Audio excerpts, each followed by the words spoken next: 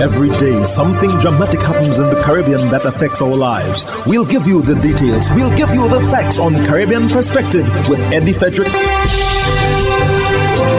Here's Eddie Frederick. Welcome to Caribbean Perspective. So glad you can join us.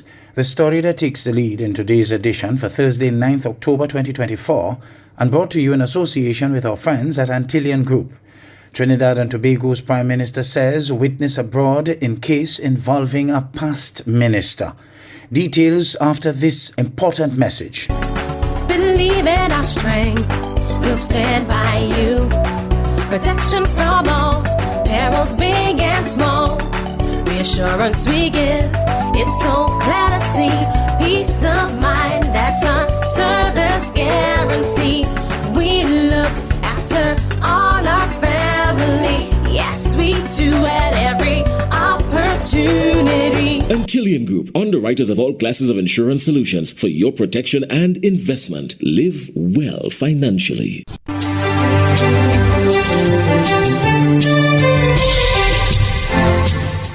Welcome back. Trinidad and Tobago's Prime Minister says there is a state witness outside of Trinidad and Tobago who is involved in a matter in which a former Minister of Government is involved. TV6's Jewel Brown tells us more. During the PNM's post-budget meeting at the Belmont Community Center, Prime Minister Dr. Keith Rowley said a $50 million allocation to the Office of the Prime Minister is for money outstanding to UDICOT for its expenses over the past 6 years. He was responding to Opposition Leader Kamla Prasad Bisessa's contribution to the 2025 budget debate in Parliament on Friday before he made an apparent reference to some members of the opposition. Did you see a couple of them tying the stomach because they get so big and fat? I don't have that problem. I'm a golfer, I sweat, I walk. What is the problem? I'm coming and talking about, but I tell you what, as a result of her nonsense today, I've asked UDICOT to give me the breakdown of what the Prime Minister's residence costs under me and what it costs under her. The Prime Minister said he would have that information ready in time for his contribution to the budget debate, as he confirmed one of the perks of his job is an entertainment allowance, but said it is something that he probably used once or twice. I do not make claims. Go and ask the PS. I do not make claims for entertainment because I don't use it. Because I don't go out to eat and drink because it's available. Prime Minister Rowley then focused on another part of the opposition leader's response to the government's budget for fiscal 2025 with regard to the state's witness protection program. There's a member of her front bench, and there's a witness protection program into which this country pays upwards of $200 million. But there's a witness out of the country who is hiding from being killed in Trinidad and Tobago in a particular program where a minister of government was involved at the time, and that witness is of interest to them. So when she starts talking about witness protection program, it gets me very worried and very concerned. The Prime Minister spoke about the reason for his concern as he made reference to the 2010-2015 UNC-led People's Partnership Administration. She must know what that program is because she was chairman of the National Security Council. We pay a substantial amount of millions, and we have a lot of people in the witness protection program around the world. Why is this lady coming here and trying to make that issue in a budget debate and just throw it out like that when one of her members want to get his hand on a witness that is outside on a particular matter? But I say no more about that.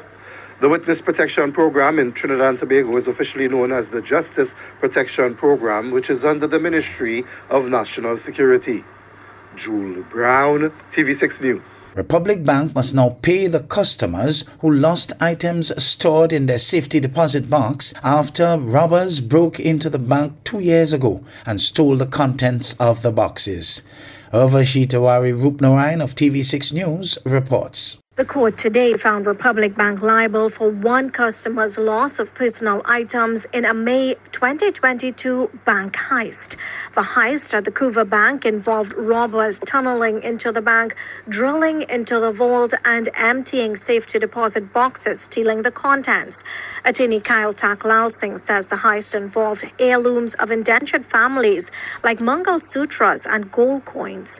Taklal Singh, Stephen Ramkisoon, and Matthew Alahar represented Curtis Matura, a customer of Republic Bank Couva, who mounted the legal challenge after losing his possessions in the robbery. In the matter, High Court Judge Carol Gobin was charged with determining whether the bank discharged its obligations or whether it was negligent in the performance of its contract. Despite the security measures in place, the intruder, according to the judge, shockingly conducted a 4-hour operation using heavy equipment, drilling walls, crawling on the ground, avoiding cameras and sensors in a well-planned and well-executed heist, breaking several security boxes, and did so undetected. In the ruling delivered on Monday, Justice Gobin said, quote, "I find that the defendant's security systems fell short and below the standard that was required, and the claimant is entitled to judgment," end quote. The vibration sensor, she said, failed to pick up what must have been unusually significant vibrations. The motion sensors failed to pick up movements of at least 3 persons who were in the bank for almost 3 hours using heavy equipment. She says, quote, "The absence of live monitoring in the context of what might be considered reasonable in the current environment of Trinidad and Tobago and at the time of the heist pointed to a failure to provide adequate security in the circumstances," end quote. Gobin also says it was inexcusable to not have vibration sensors and motion sensors in the vault itself. Damages will be determined by the court at a later date. This now paves the way for at least 10 others to mount similar action against the bank for compensation for their lost items. The defendant, Republic Bank, was represented by Kerwin Garcia, Senior Counsel, and Tonya Rowley. Urvashi Tumori, Rupnarine, TV6 News.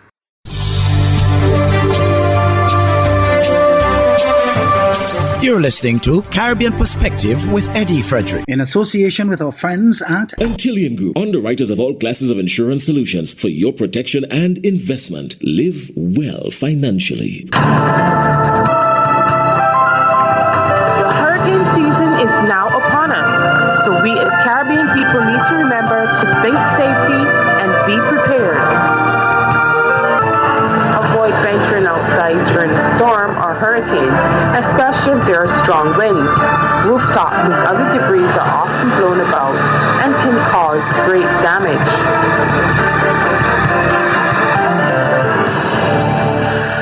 Jamaica's Chief Justice Brian Sykes rejects the PSOJ's proposal to merge Emancipation and Independence Days into one holiday weekend, stating that emancipation's significance must not be reduced to an economic event.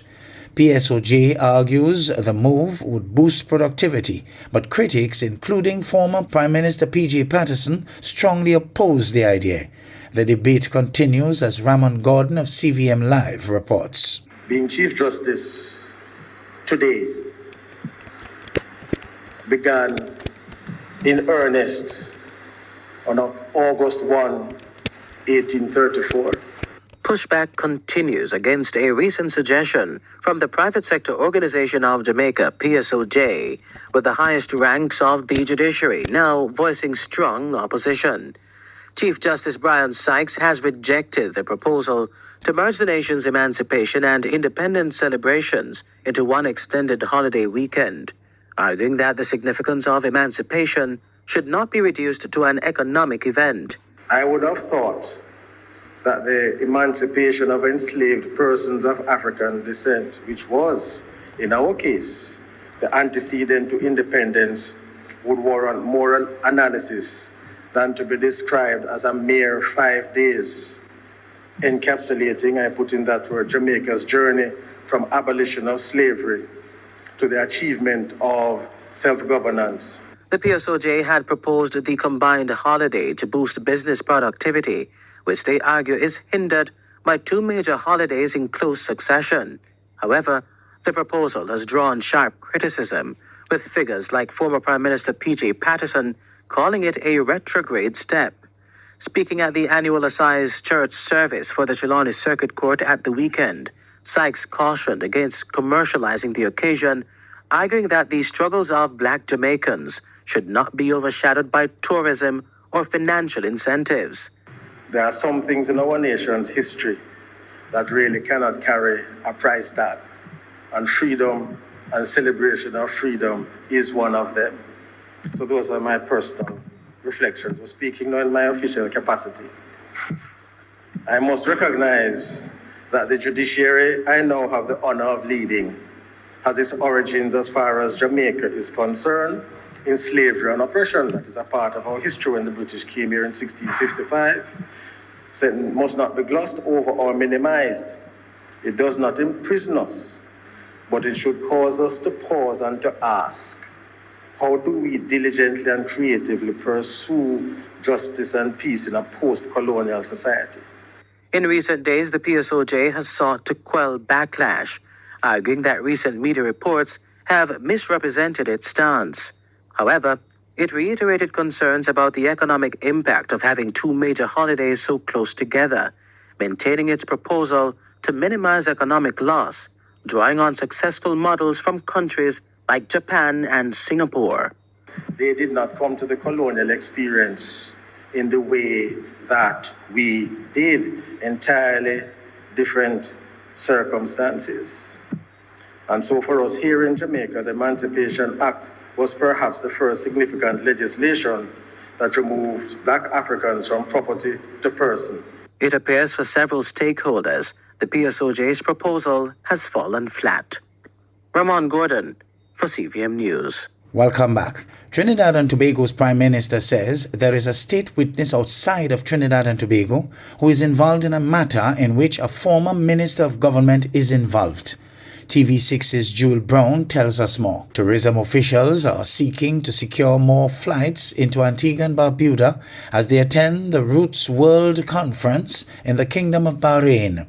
U.S. Director of Tourism Dean Fenton has told ABS News about how the meetings are expected to translate into even better yields for the upcoming season. ABS's Ursel Charles Jr. reports. Tourism officials are laser focused on increasing airlift into Antigua Barbuda in 2025.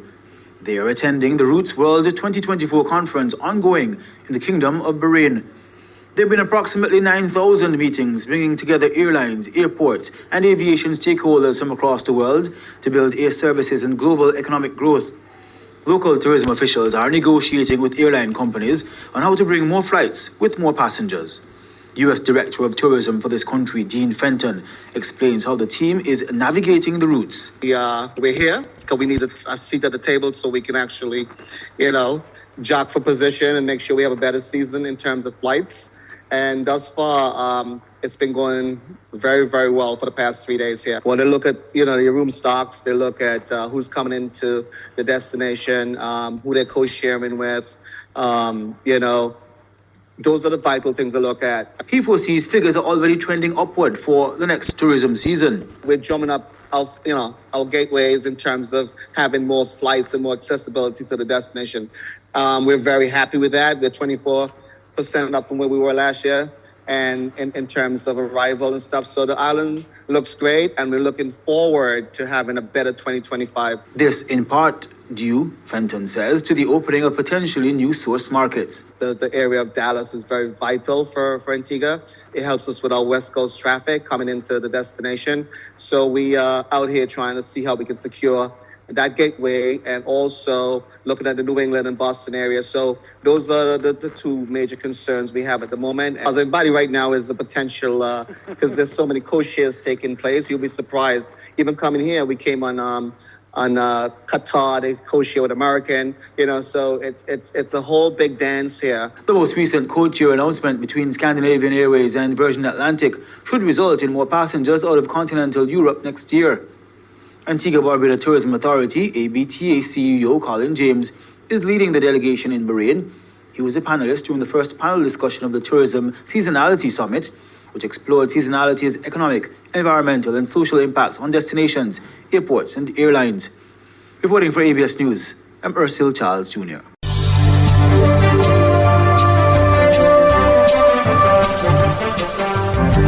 I am Eddie Frederick. This has been Caribbean Perspective, a whole new approach to highlighting developments in the Caribbean. In the meantime, please follow us on Facebook and subscribe to our YouTube channel for daily regional news and more, in association with our friends at Antillian Group.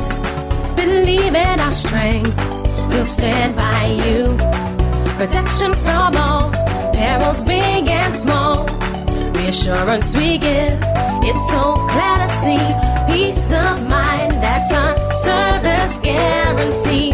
We look after all our family. Yes, we do at every opportunity. Antillian Group, underwriters of all classes of insurance solutions for your protection and investment. Live well financially.